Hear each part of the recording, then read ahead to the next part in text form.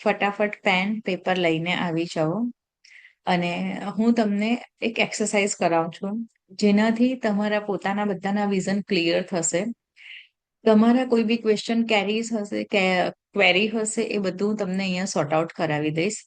અને તમારે કઈ રીતે ગ્રોથ કરવો એના માટેના આપણે પાથ ડિસાઈડ કરશો, રસ્તો નક્કી કરશો કે કેવી રીતે તમે આગળ વધી શકો.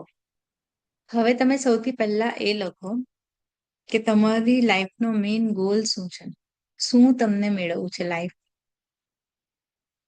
પૈસા, પ્રેમ, ગાડી, બંગલો, ફર્સ્ટ એ થઈ ગયું. હવે સેકન્ડ વસ્તુ વિચારો કે આ જે તમારે મેળવવું છે કોના માટે મેળવવું છે. તમારા છોકરા છોકરી, હસબન્ડ, પેરેન્ટ્સ,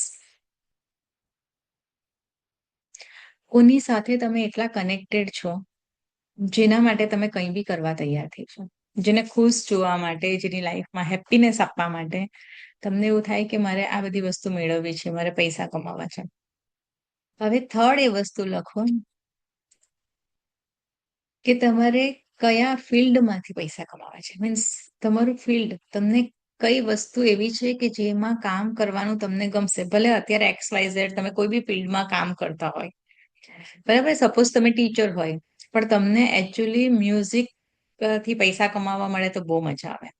તો તમારું જે ડ્રીમ બિઝનેસનો વે છે, અર્નિંગનો સોર્સ છે, ડ્રીમ એ કયો છે એ લખો.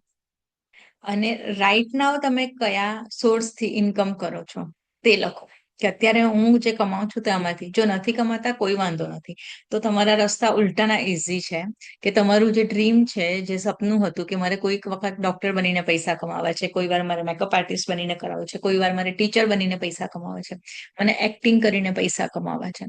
તો વોટ એવર યોર ડ્રીમ, તમારું કોઈ બી ડ્રીમ હોય, એવું નહીં વિચારતા કે આ ઇમ્પોસિબલ. યાર મેં તો એવું વિચાર્યું હતું કે મારે તો હાઈકોર્ટના જજ બનવું છે. લખી દો. એવું નહીં વિચારો કે હવે હું તો કઈ ભણી જ નથી, હું કેવી રીતે હાઈકોર્ટના જજ બનું. લખી દો. લખવામાં તો કોઈ પૈસા નથી લાગવાના ને. લખી દો. હવે 10 વસ્તુ એવી લખો જે તમને કરવાની બહુ મજા આવે છે. ડાન્સ, મ્યુઝિક, સ્વિમિંગ કરવાનું કોઈને બહુ ગમે છે ને. જેને જે વસ્તુ ગમતી હોય, કોઈને કોઈની સાથે વાતો કરવાની બહુ મજા આવતી હોય, બરાબર.